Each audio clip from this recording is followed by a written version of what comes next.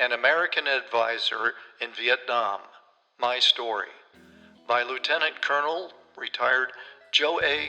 Putnam. It had just turned mid-January 1967. Vietnam War in Southeast Asia roared at full throttle. The Beach Boys bounced around the airwaves, singing about California girls. And Ronald Reagan had just been inaugurated as governor of the Golden State, and I had tickets clutched in my hand to leave Oklahoma for San Francisco. And in the words of Peter, Paul, and Mary, I was leaving on a jet plane.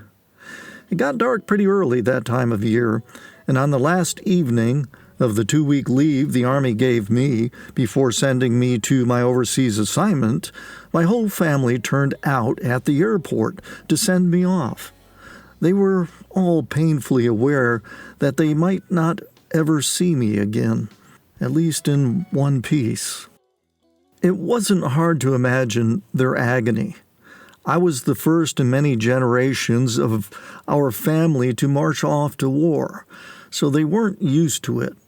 Moreover, kind of like the underlying theme of the Tom Hanks movie Saving Private Ryan, I was a sole surviving son, and they didn't understand why I hadn't been given a backstage pass to get out of serving in Vietnam. In spite of my tender age, I'd been a professional soldier for several years by then and had been commissioned as what's known in military circles as a Combat Arms II officer.